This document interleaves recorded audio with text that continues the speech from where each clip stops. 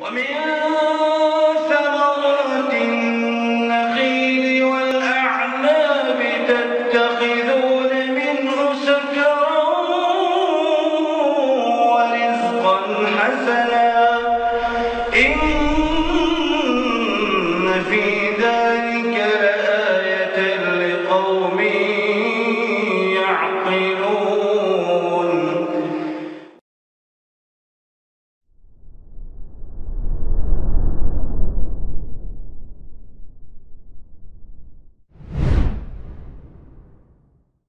Assalamualaikum warahmatullahi wabarakatuh. Innal hamdalillah nahmaduhu wa nasta'inuhu wa nastaghfiruh wa na'udzu billahi min shururi anfusina wa min sayyiati a'malina.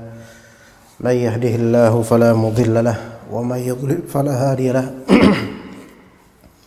Asyhadu an la ilaha illallah wahdahu la syarika lahu wa asyhadu anna Muhammadan 'abduhu wa rasuluhu la nabiyya ba'dahu. Allahumma inna nas'aluka al-huda wat-tuqa wal-'afaf wal-ghina.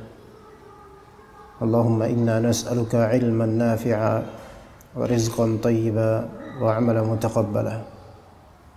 Ya hayyu ya qayyum birahmatika astaghits. Aslih li sya'ni kullahu wa la takilni ila nafsi tarfata 'ain.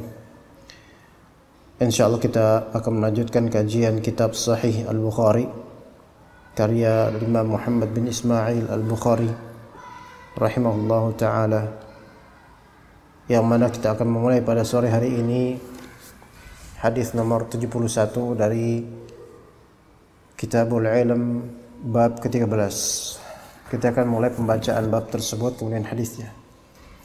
Qala al-Imam Al-Bukhari rahimahullah, babu man yuridillahu bihi khairan yufaqihu fid din. باب من يريد الله به خيرا يفقهه في الدين.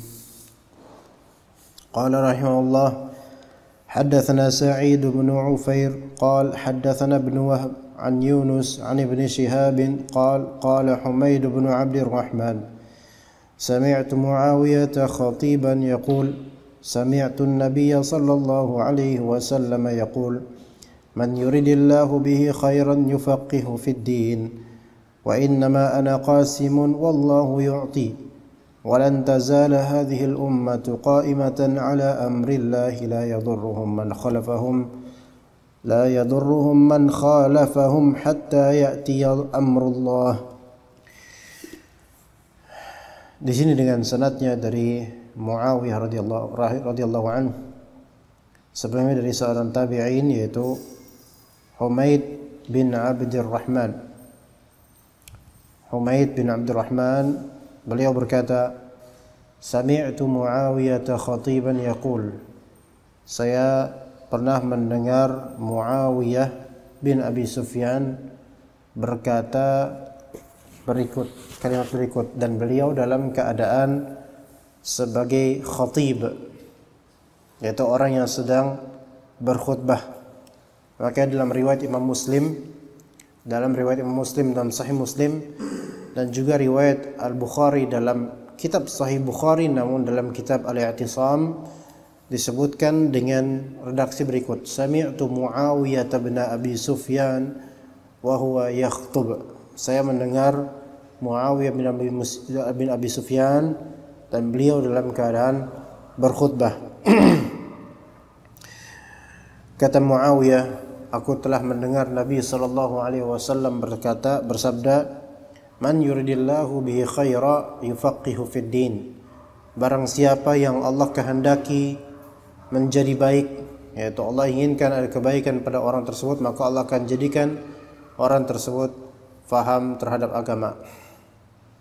Kemudian kata Nabi SAW, Wa innama ana qasimun wallahu yu'ti. Sesungguhnya aku adalah orang yang hanya bisa membagi-bagikan, sedangkan Allah lah yang memberi. Jadi innama ana qasimun wallahu yu'ti. Saya cuma bisa membagi-bagi dan hakikatnya Allah lah yang memberi. Walan tazala hadhil ummatu qa'imatan ala amrillah. Umat ini senantiasa akan tegak ya berdiri di atas perintah dan urusan dari Allah Subhanahu wa taala. La yadurruhum man khalafahum hatta ya'tiya amrullah. Maka mereka, yaitu umat ini, kaum muslimin, tidak akan mendapatkan madarat atau celaka karena adanya orang-orang yang menyelisihi muslimin sampai datang amrullah. Itu nanti akan kita bahas insyaallah lebih rinci lagi. Kita mulai dari kalimat Nabi SAW, man yuridillahu bihi khaira yufaqihu fid din. Kalimat ini sejujurnya boleh dibilang ini kalimat atau hadis pertama yang Anda pelajari sewaktu sekolah kelas 1 SMP atau mutawassithah di Pondok Pesantren Islam Al-Irsyad Tengaran. Jadi ini hadis yang paling pertama di kitab tersebut, di kitab yang merupakan fotokopian. Anda belajar ketika itu 1 SMP harus hafal hadis-hadisnya. Ya, dan ini hadis riwayat Muawiyah bin Abi Sufyan. Man yuridillahu bihi khaira yufaqihu fid din. Itu yang paling pertama waktu itu kami pelajari. Sampai sekarang teringat, dan guru kami yang mengajarkan ketika itu, Anda masih ingat, beliau adalah Ustaz Naharuddin Syuhada. Ustaz Naharuddin Syuhada hafizahullah taala, dan beliau sekarang ada di Jakarta. Dari jazahullah khaira.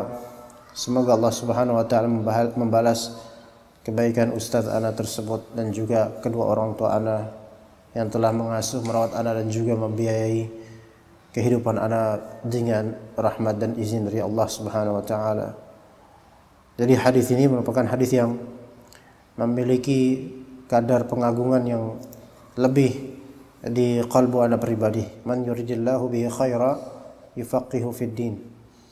Dan juga secara makna hadis ini adalah hadis yang sangat-sangat agung. Man yuridillahu bihi khaira yufaqihu fid din. Karena definisi orang baik itu, definisi orang baik di mata masyarakat itu bukan dengan definisi syariat. Artinya barometer orang baik di mata masyarakat itu barometer dari suka bersedekah, suka memberi, murah senyum, sebatas itu saja. Namun bukan dari segi kefakihan orang itu, dari segi agama dan bagaimana pengamalan agamanya. Sementara dalam hadis ini ada mafhum bahwasanya orang baik dalam Islam itu adalah orang yang faqih dalam agama. Adapun orang yang enggak paham agama, otomatis amalannya hancur. Maka orang ini enggak benar. Walaupun di mata masyarakat baik. Ya. Maka orang yang mengadakan festival-festival bid'ah, mungkin di mata masyarakat yang tidak mengenal sunnah dan juga kurang paham akan agama, dianggap baik. Ya, mengadakan perayaan bid'ah dan mendonasikan uangnya untuk kebid'ahan, dianggap baik oleh orang-orang yang mengkonsumsi kebid'ahan. Tapi secara syar'i enggak, mereka yang seperti ini tidak disebut khair. Ya, karena tidak beramal berdasarkan fikih yang benar. Man yuridillahu bihi khaira yufaqihu fid din. Nah, di sini ada intibah dari Ibnu Qayyim al-Jauziyah dalam kitab beliau Miftahu Daris Sa'adah. Kata beliau, ketika Nabi SAW mengatakan barang siapa yang Allah inginkan kebaikan padanya, maka Allah akan membuat dia faham akan agama. Mafhum mukhalafah dari kalimat ini adalah orang yang tidak faham agama. Itu menunjukkan bahwasanya Allah Subhanahu wa taala tidak menginginkan kebaikan pada orang tersebut. Itu. Ya, jadi itu namanya mafhum mukhalafah. Maka kalau kita lihat orang yang tidak mau belajar agama sehingga tidak faham agama Allah Subhanahu wa taala, maka orang ini tidak ada kebaikan padanya. Dan Allah tidak menginginkan pada orang ini kebaikan. Berarti ilmu ini ketika seseorang menuntutnya kemudian memanfaatkannya untuk beramal, berarti ini orang baik. Allah Subhanahu wa taala menghendaki kebaikan buat dia dunia dan akhirat. Maka kata Ibnu Hajar, hadzal hadits mustamilun ala thalathati ahkam. Hadis ini mencakup 3 hukum. Pertama, fadlu tafaqquh fid din. Keutamaan bertafaqquh fid din, keutamaan menjadi seorang yang paham dalam urusan agama. Ya, dan itu memiliki fadilah. Orang seperti ini memiliki fadilah. Fadilah di antaranya apa? Yaitu dia mendapatkan kebaikan dan Allah menginginkan pada orang ini kebaikan. Kemudian kata Nabi SAW, wa innama ana qasimun wallahu yu'ti. Sesungguhnya aku ini hanyalah orang yang membagi, sedangkan pada hakikatnya Allah lah yang memberi. Makanya kata Ibnu Hajar, ya wa thaniha, yang kedua, faedah kedua adalah annal mu'tiya fil haqiqati huwa Allah. Bahwasanya yang disebut pemberi, yang memberi secara hakiki itu adalah Allah Subhanahu wa taala. Dan Nabi SAW menjadi rasul dan perantara, wasilah pemberian Allah Subhanahu wa taala. Ya, rasul membagi-bagi. Tapi yang mentakdirkan terjadinya itu semua adalah Allah Subhanahu wa taala. Jadi kata Nabi apa tadi? Wa innama ana qasimun wallahu yu'ti. Sesungguhnya saya hanyalah orang yang membagi-bagikan, sedangkan Allah lah yang memberi. Ya, dan ini berarti sikap Rasulullah SAW membagi-bagi ilmu itu menunjukkan, dengan wallahu yu'ti sini menunjukkan bahwasanya beliau tidak independen dalam membagi ilmu itu, melainkan itu semua atas kehendak Allah Subhanahu wa taala. Maka ada tanbih di sini, ikhwan, bahwasanya ilmu yang kita miliki pada saat ini pemberinya adalah Allah dan perantaranya adalah guru-guru kita atau teman-teman kita atau kitab dan seterusnya. Maka yang paling pertama disyukuri adalah Allah Subhanahu wa taala. Kemudian guru-guru kita. Wajib untuk kita bersyukur pada guru-guru kita. Jadi paling pertama adalah Allah, kemudian para orang-orang yang mengajarkan kita ilmu tersebut. Ya. Jangan absen salah satu dari rasa syukur ini. Bersyukur sama Allah tapi nggak bersyukur sama para guru. Ini salah. Ya. Maka kata Nabi SAW, man lam yashkurillah man lam yashkurin nas lam yashkurillah, atau kama qala Nabi SAW. Siapa yang tidak bersyukur kepada manusia, maka dia tidak dibilang bersyukur kepada Allah Subhanahu wa taala secara sempurna. Ya, sebagian orang ada yang bersyukur kepada Allah betul-betul. Ya, tapi dia tidak berterima kasih pada gurunya. Bahkan terkesan gengsi pada gurunya padahal dia mendapatkan manfaat dari gurunya. Ya. Jangan sungkan ketika antum hanya mendapatkan ilmu ini dari online. Kemudian antum enggak mau ketahuan bahwasanya antum berguru pada ustadz tersebut versi online. Dengan alasan misalnya, saya biasa dengar kajian dia diam-diam, atau alasan lain, guru ini, ustadz ini usianya jauh di bawah saya, makanya kalau misalnya saya mengaku bahwa saya mendapatkan faedah dari ustadz ini, turun dong derajat saya. Wallah, ini takabur, ini gengsi yang tidak benar. Maka bersyukurlah kalau misalnya kita mendapatkan manfaat dari siapapun, walaupun orangnya tersebut, ilmu tersebut berasal dari orang yang di bawah kita dari segi usia, namun di atas kita dari segi ilmu dan juga pahala. Akui aja, nggak masalah. Ya, kecuali kalau dai tersebut sesat. Ya, pada hakikatnya Allah lah yang memberi dengan perantara dai-dai ini atau guru-guru ini. Dan juga jangan sebaliknya. Dan ini yang terbanyak. Bersyukur kepada manusia tapi tidak bersyukur kepada Allah Subhanahu wa taala. Dan ini yang lebih banyak. Boleh jadi kita menyebut di media sosial misalnya, Anda telah berguru pada fulan. Fulan adalah ustadz Anda. Fulan dulu yang ngajarkan Anda balaghah.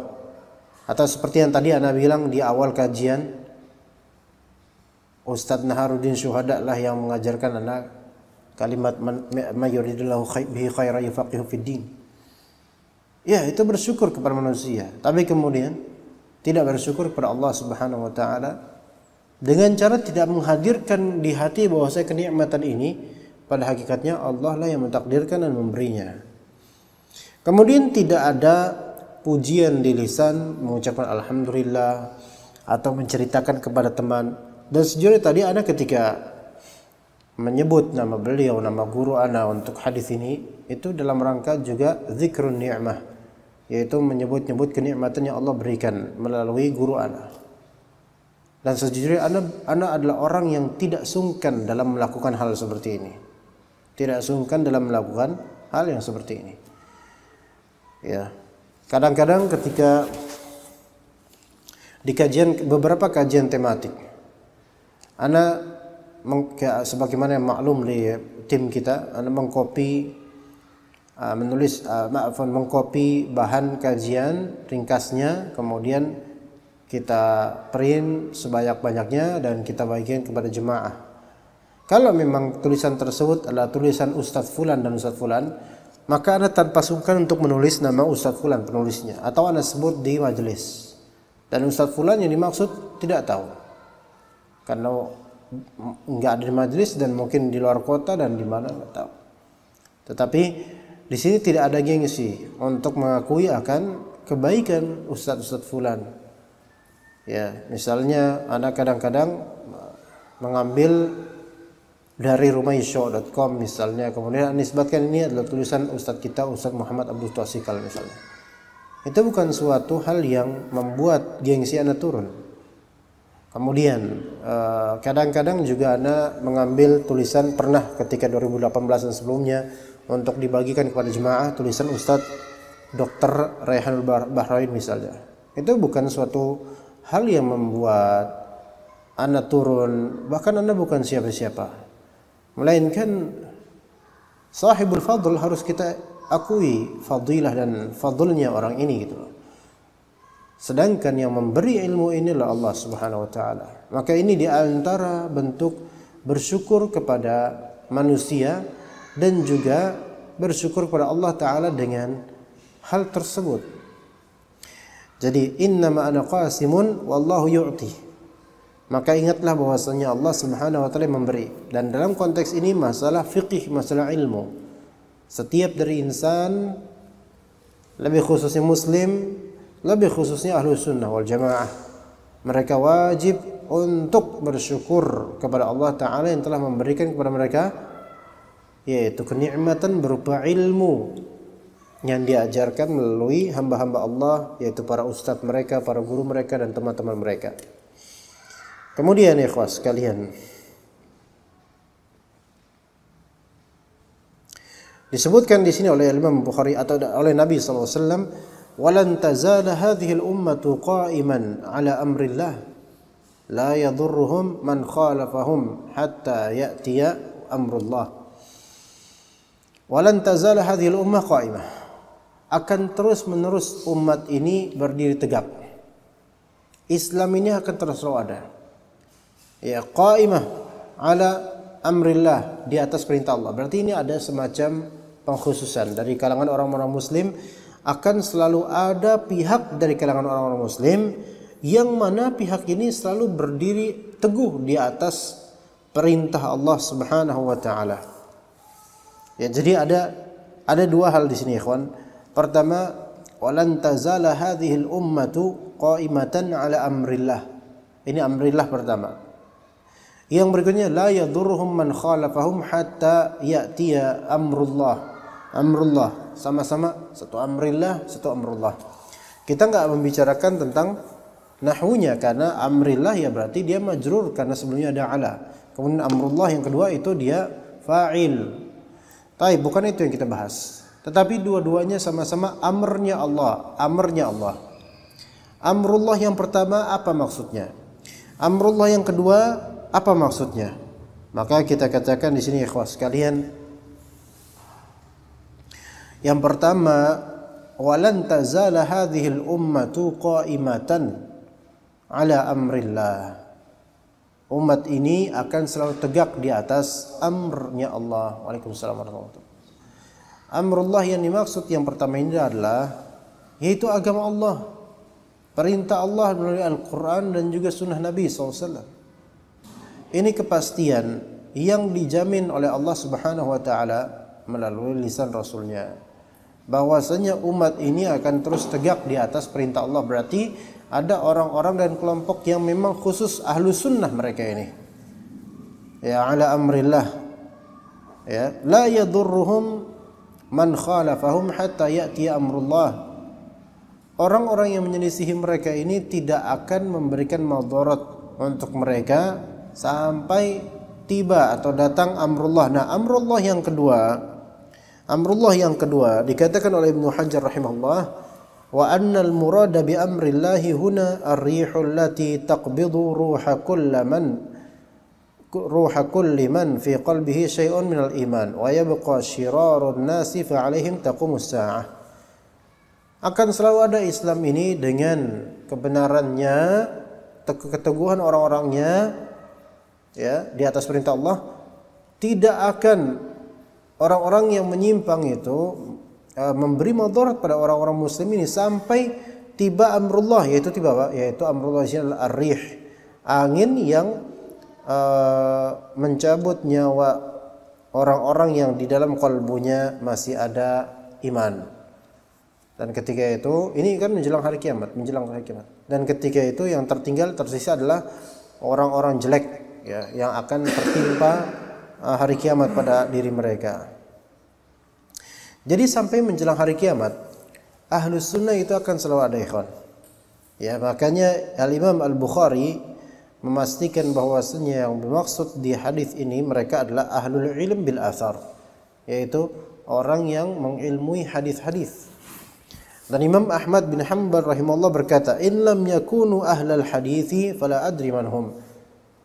Kalau bukan ahlul hadis yang dimaksudkan dalam hadis ini, maka aku tidak tahu siapa mereka. Artinya yang betul-betul mereka qaimah ala amrillah itu ahlul hadis. Orang yang teguh betul-betul menjaga prinsip ahlus sunnah wal jamaah itu ahlul hadis. Ya, kemudian Al-Qadhi Iyad beliau berkata, "Arada Ahmadu ahlas sunnati wa man ya'taqidu madhhab ahli sunnah." Imam Ahmad yang tadi telah memaksudkan itu adalah ahlu sunnah dan orang-orang yang mengikuti atau meyakini madhab ahlul hadis. Wa qala an-Nawawi, Imam Nawawi berkata, "Yahtamil an takuna hadhihi at-ta'ifatu firqatan min anwa'il mu'minina mimman yuqimu amrallahi ta'ala min mujahidin wa faqih wa muhaddithin wa zahid wa amirin bil ma'ruf wa ghairi dhalika min anwa'il khair." Imam Nawawi lebih memperlebar masalah, memperlebar keluasan istilah. Bisa jadi taifah yang selalu eksis ini adalah suatu golongan dari macam-macam orang beriman, namun golongan ini selalu menegakkan perintah Allah, baik dari segi mereka menjadi mujahid atau mereka menjadi faqih, mereka menjadi ahli hadis, mereka menjadi orang-orang zuhud, mereka beramal ma'ruf dan seterusnya dari kebaikan. Wala yalzamu ijtima'uhum fi makanin wahidin bal yajuzu an yakunu mutafarriqin. Tidak melazimkan bahwa kelompok ini harus ada di tempat yang sama. Ahlus sunnah ini hanya di Keranggan misalnya. Enggak melazimkan itu. Ahlus sunnah ini harus muridnya Ustaz Fulan. Enggak melazimkan itu. Melainkan di sini mungkin, ya, bal yajuzu an yakunu mutafarriqin, boleh jadi ada di beragam tempat, tidak hanya di satu spot saja dari bumi ini. Taib, sebagaimana tadi awal-awal Anda telah menyebutkan perkataan Ibnu Qayyim al-Jauziyah tentang mafhum mukhalafah dari awal hadis ini, maka di sini disebutkan pula oleh Ibnu Hajar rahimahullah, wa mafhumul hadithi anna man lam yatafaqqah fid din ay yata'allam qawaid al-islam wa ma yattasilu biha min al-furu' faqad harama al-khair atau faqad hurima al-khaira. Di sini mafhum hadis ini, orang yang tidak mau belajar kaidah-kaidah Islam dan apa-apa yang menyambung dengan Islam, kaidah Islam dari masalah-masalah cabang, maka telah diharamkan kebaikan buat dia.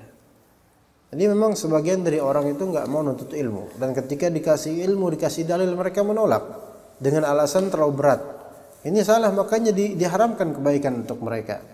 Makanya terjadi perselisihan antar mereka. Begitu ya ikhwan. Kita lanjut ke bab berikutnya, bab al-fahmi fil ilm. Dengarkan Abu Fahmi. Ya, babul fahmi fil ilm ya. Ada Abu Fahmi enggak di sini? Abu Fahmi fil ilm. Tapi enggak ada hasiknya di sini. Abu Fahmi al-Hasik. Ya, Masya Allah. Oke, kita lanjut ikhwas sekalian. Bab al-fahmi fil ilm. Haddatsana Ali, haddatsana Sufyan. Di sini Ali, di sini ditulis dalam atum Ali doang atau Ali bin Abdullah? Ali bin Abdullah. Ada. Oke, di cetakan ini aina. Hadis nomor berapa sekarang? 72 ha? Di cetakan ana haddatsana Ali saja. Taib. Namun memang dalam redaksi Abu Dzar Al-Harwi yaitu Ali bin Abdullah yang disebut juga Ali ibn Al-Madini ya, atau disebut Ali Al-Madini. Ini ulama masyhur sekali, ulama masyhur, ulama al-hadis masyhur. Jadi Ali Al-Madini haddatsana Sufyan. Baik, haddatsana Sufyan. Baik, kemungkinan ini Sufyan bin Uyainah kemungkinan. Qala li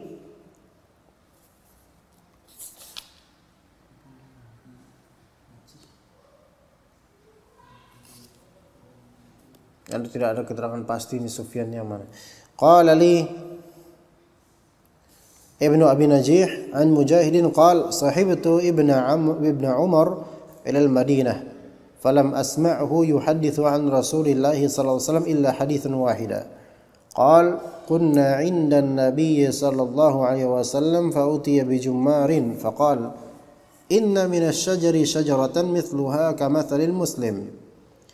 فأردت أن أقول هي النخلة فإذا أنا أصغر القوم فسكت قال النبي صلى الله عليه وسلم هي النخلة. Masya Allah. Tapi di sini bab al-fahm fil ilm, bab tentang pemahaman dalam ilmu, yaitu memahami ilmu. Ilmu itu dengan pemahaman, bukan sebatas dengar tapi paham. Dengan sanadnya dari Mujahid. Mujahid berkata, "Sahibtu Ibnu Umar ila al-Madinah." Saya pernah menemani Ibnu Umar pergi ke Madinah. Falam asma'hu yuhaddithu an Rasulillah sallallahu alaihi wasallam illa haditsun wahida. Saya tidak mendengar hadis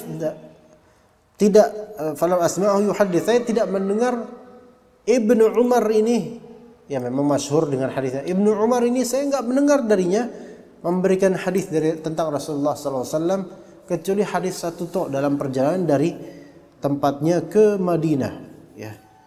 Itu cuma satu tok menuturkan ilmu ya tentang Nabi SAW. Apa yaitu hadis ini? Ibnu Umar di sini menceritakan tentang masa lalunya waktu masih kecil. Beliau berkata, "Kunna 'inda Nabi sallallahu alaihi wasallam fa utiya bi jumarin." Ya, kami waktu itu sedang bersama Rasulullah sallallahu alaihi wasallam. Kemudian beliau dipertemukan dengan namanya jumar, yaitu bagian dalam dari pucuk pohon kurma, atas pohon kurma bagian dalamnya. Ya, kemudian beliau berkata, jadi ini barangnya ini sudah ada, yaitu bagian dalam pucuk pohon kurma didatangkan kepada beliau atau ada di mejanya atau bagaimana Allah alam. Kemudian Rasulullah SAW bersabda, "Inna minas syajarati syajaratan, mathaluha kamathalil muslim." Ada pohon yang permisalan pohon ini seperti orang muslim. Artinya pohon ini mengeluarkan yang baik-baik saja dan bermanfaat dan sangat banyak manfaatnya. Maka seperti seorang muslim, seperti seorang ikin, manfaatnya meluas. Seperti seorang alwi, manfaatnya juga dirasakan. Cukup sampai antum aja.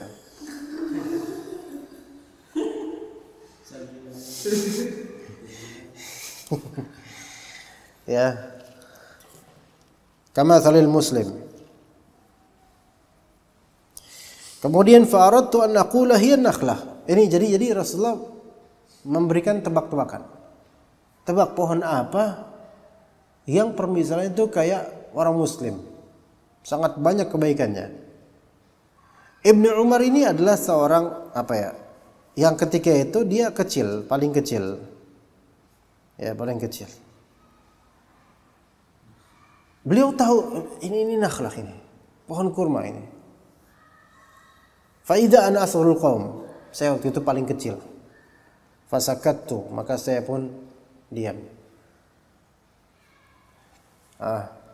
Dan sahabat-sahabat lain yang senior mereka juga terdiam. Qala an-nabiy sallallahu alaihi wasallam hiya an-nakhlah. Itu adalah pohon kurma. Jadi apa yang dipikirkan di benak Ibnu Umar itulah yang sebenarnya jawabannya. Tapi Ibnu Umar gak enak mau jawab karena banyaknya para senior dan beliau ketika itu masih belia, masih muda, masih remaja. Maka di sini ada beberapa faedah. Faedah pertama, adabnya Ibnu Umar. Adabnya Ibnu Umar. Baik secara syar'i maupun tinjauan urf. Baik tinjauan syar'i maupun tinjauan urf. Karena tinjauan syar'i itu ketika ada orang yang afham dan afqah minka gitu kan. Secara zahir afqah minka, maka antum lebih baik diam dan biarkan yang afqah ini menjawab gitu loh. Ya. Dan sebagian dari ikhwah kita dan ana merasakan sebagai dai, ustaznya di kajian. Ketika ada ikhwan nanya ke ana tentang suatu hukum atau masalah agama dan seterusnya. Ini bukan berarti ana afqah ya, bukan. Tapi kan secara uruf dan syar'i juga ana telah belajar gitu. Ana ditanya, ana belum jawab. Langsung ada ikhwan yang nyerobot jawabannya. Dan itu terjadi. Dan ada dua kemungkinan, imma ana diam, imma ana cut dia. Ya, bisa ana diam menunggu biar dia jawab. Ana biarin aja jawab. Hingga dia malu sendiri nanti. Kan bisa gitu kan ya? Itu bisa. Atau imma ana cut. Ya jadi sesuai konteks aja, ana enaknya gimana gitu. Kalau misalnya jadi tergantung feeling ya. Kadang tergantung feeling. Ini enaknya didemin atau di-cut gitu. Dan ana pernah yang paling mutakhir, yang paling akhir merasakan ini, ana diamkan. Biarkan dia bicara aja terus. Sampai akhirnya kemudian yang menegur dia bukan ana, tetapi yang menegur dia penanya. Penanya menegur dia. Ana enggak nanya antum, biar ustadz yang jawab, digituin. Itu ablag enggak? Lebih ablag enggak? Lebih ablag. Iya. Begitu. Ana enggak nanya antum. Kadang-kadang di Facebook pun gitu. Ditanya di lapangan pada jawab. Dan sebagian ustadz juga gitu Facebooknya. Ditanya ustadznya hukum ini pada jawab. Ustadznya sengaja mungkin diam, enggak dijawab sama ustadznya. Akhirnya ada yang menegur. Ini kan ditanya ustadz bukan antum. Kenapa antum menjawab gitu? Itu lebih ablag insyaallah. Tapi enggak semua konteks kayak gitu. Dalam konteks kajian banyak orang ya, ditanya keras ini apa ditanya gini. Atau ada ikhwan yang bertanya, tiba-tiba fulan yang di sini ngejawab dan dia jawabnya lengkap. Uskut, ana yang ditanya, ana yang jawab. Itu boleh. Kalau emang itu lebih ablag. Boleh juga antum diamin, biarlah jemaah sendiri yang mempressure dia. Itu untuk kajian-kajian umum ya. Begitu. Jadi ala kulli hal ketika yang ada yang afqah, maka di antara akhlak kita adalah secara syar'i dan secara uruf biarkan yang afqah ini menjawab. Tapi kemudian ya kawan, di sini ada juga pelajaran. Ada juga pelajaran lainnya. Yaitu bolehnya seorang alim memberikan teka-teki kepada muridnya. Baik berhadiah atau tidak boleh. Memberikan teka-teki. Gimana? Enaknya berhadiah, hadiah sarung gitu kan ya. Langsung semangat itu. Awal-awal anak di masjid depan tukang beras kayak gitu dulu. Awal-awal. Akhirnya anak menyadari bahwa itu semua sia-sia. Enggak, maksudnya tidak memberikan gairah kemudian. Tapi habis itu kan lama-lama kan Anda stop dari hal tersebut. Ya. Ya ada hadiah lebih afdal, menyenangkan dan berkesan buat sebagian dari jemaah kan.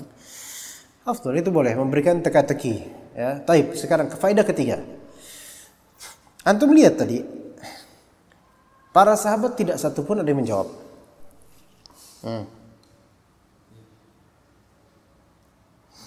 Para sahabat tidak satupun yang menjawab. Ada dua kemungkinan. Dua kemungkinan ini, ada dua kemungkinan. Imma tidak ada sahabat pun yang tahu apa pohon ini kecuali Ibnu Umar, karena Ibnu Umar menceritakan tentang dirinya. Atau imma para sahabat ada yang tahu atau kebanyakan tahu, pokoknya ada yang tahu lah. Bahwasanya maksudnya adalah pohon itu cuman takut salah atau nggak enak. Mungkin nggak? Mungkin, taib, mungkin ya. Ada bisa mungkin A, bisa mungkin B. Kalau misalnya ternyata seluruh sahabat nggak ada yang tahu, itu bukan aib bagi mereka. Ya bukan aib bagi mereka.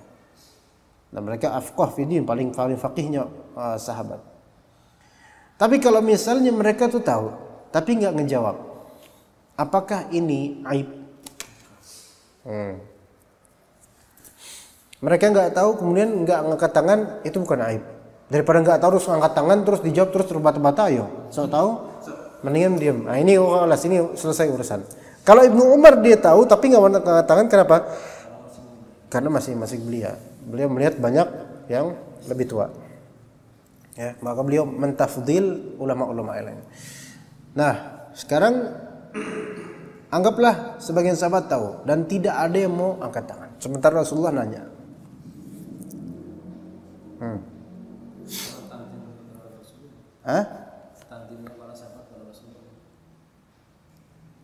Iya, tapi kan Rasulullah nanya, kenapa nggak dijawab? Sementara dalam hadis lain,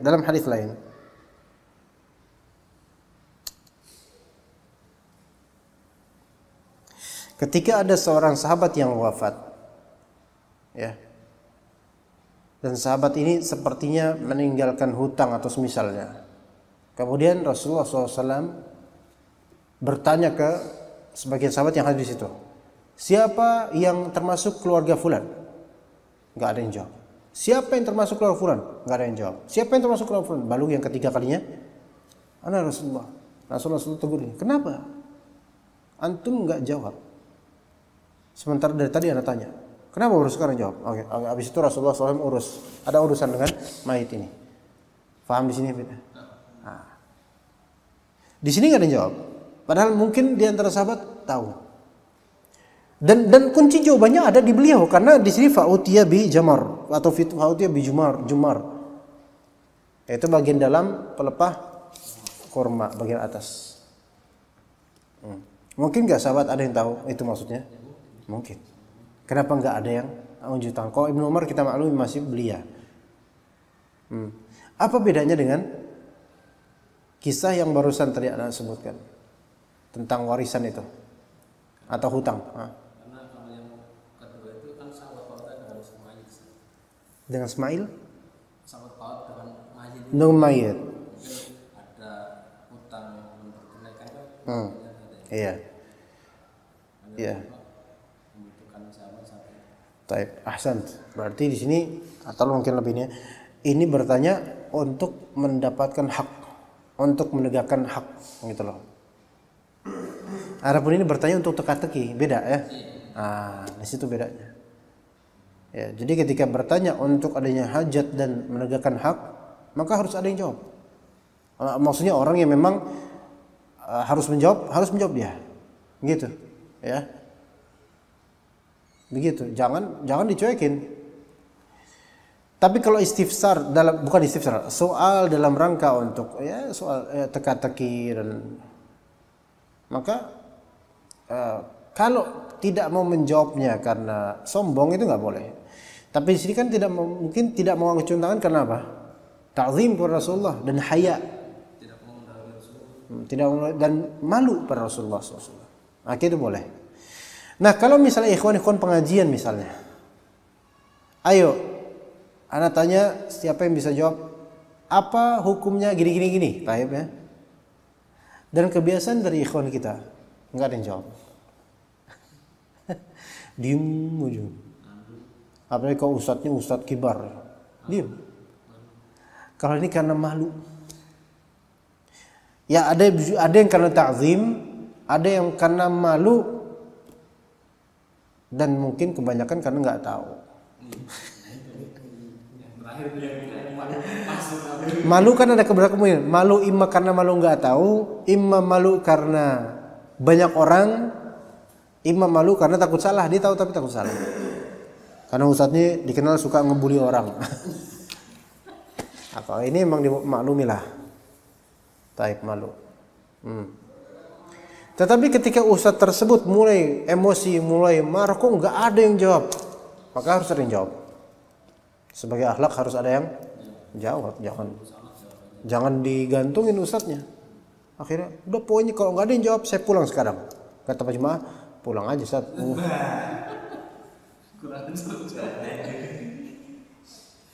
Menurut macam apa ini ya? Taib. Nakhlah. Kenapa nakhlah itu pohon yang dikiaskan atau semisal atau muslim semisal pohon ini? Karena kathratun naf'iha, yaitu banyaknya manfaat yang keluar dari pohon ini. Sebagian muslim dengan lisannya, dengan tangannya, dengan ilmunya dia memberikan banyak manfaat pada orang lain. Bahkan berjalannya seorang muslim, akhlaknya seorang muslim itu memberi manfaat pada orang lain. Gitu. Dan itu sebagaimana nakhl. Makanya disebut buah kurma dari kata akram, karim, paling kurma, paling mulia. Dan karam itu artinya jud, yaitu dermawan, menderma, sering memberi manfaat, itu karim.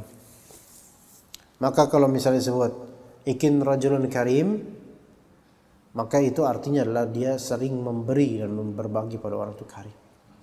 Iya. Biasa kalau misalnya mahasiswa ya menyebut dosennya, ya biasanya di Lipiani atau di Madinah atau di mana, Ustadz Fulan, Syekh Fulan itu mu'alim yang karim. Suka ngasih makanan? Enggak. Suka ngasih nilai bagus, itu disebut karim. Iya, walaupun antum jawab ngasal tetap aja nggak merah. Ini baru nih Ustadz Karim ini. Gitu. Ya. Bisa dikiaskan dengan uang kelapa, bisa. Uang kelapa kan juga sangat tergantung manfaat.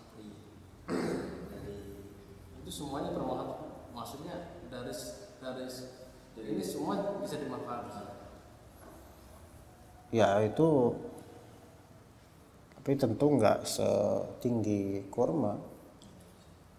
Ya manfaat, bisa buat bakar-bakar, bisa buat ini manfaat, tapi nggak setinggi ya kadar manfaat yaitu pohon kurma untuk kesehatan dan seterusnya. Nah, iya. Wallahu a'lam. Kalau udah Nabi permisalan tentu itu insya Allah yang afdal amsal gitu. Taib, bab berikutnya ya kon. Babul ightibati fil ilmi wal hikmah. Bab cemburu atau iri dalam urusan ilmu dan hikmah. Wa qala Umar, berkata Umar bin Khattab, tafaqahu qabla an tusawwadu wa qad ta'lama ashabun nabiy sallallahu alaihi wasallam wa qad ta'allama ashabun nabiy sallallahu alaihi wasallam fi kibar sinnihim. Umar bin Khattab radhiyallahu anhu berkata, tafaqahu qabla an tusawwadu. Ini kata Umar bin Khattab.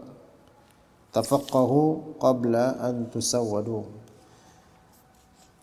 Berilmulah kalian, pahamilah agama oleh kalian qabla an tusawwadu, artinya qabla an taj'alu sadatan, sebelum kalian menjadi para tuan.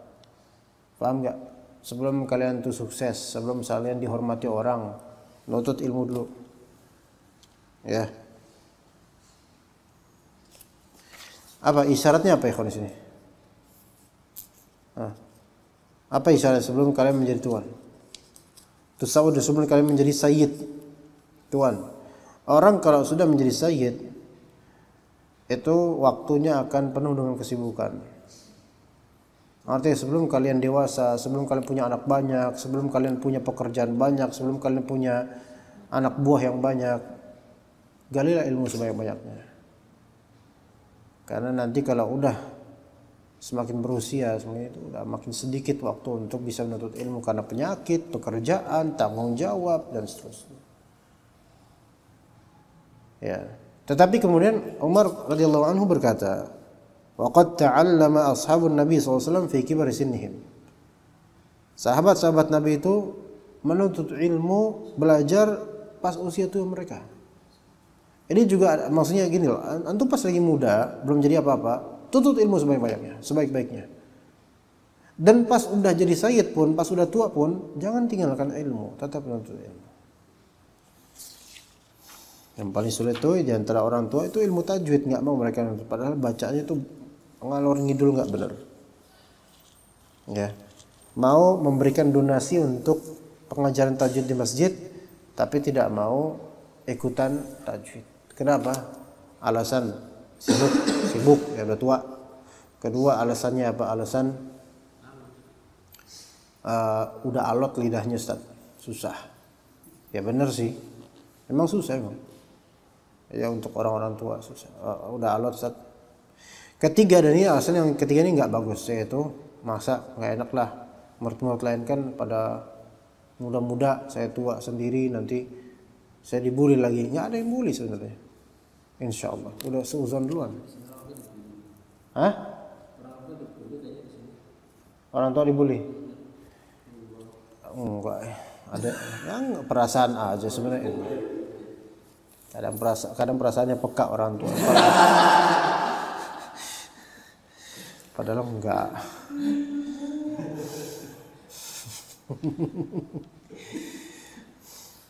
Tapi lanjut ke hadis ikhwan, waktunya sedikit sekali ini. Haddatsana al-Humaidi قال حدثنا سفيان قال حدثني إسماعيل بن أبي خالد على غير ما حدثناه الزهيري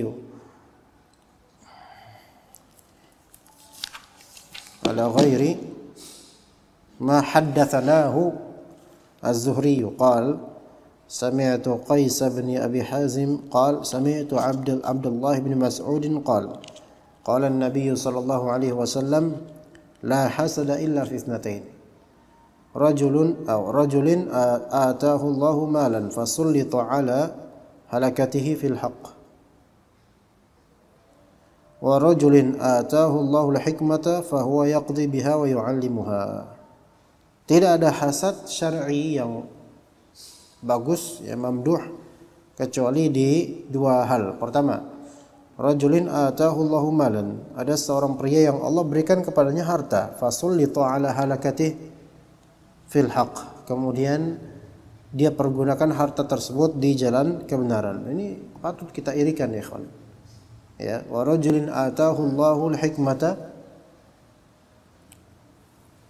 fa huwa yaqdi biha wa yu'allimuha. Ada seseorang yang Allah berikan dia ilmu, lalu dia yaqdi biha, mengamalkan ilmu tersebut, berhukum dengan ilmu tersebut dan mengajarkan ilmu tersebut. Dua orang ini masya Allah, harta dan ilmu. Baik, kita tutup sampai sini.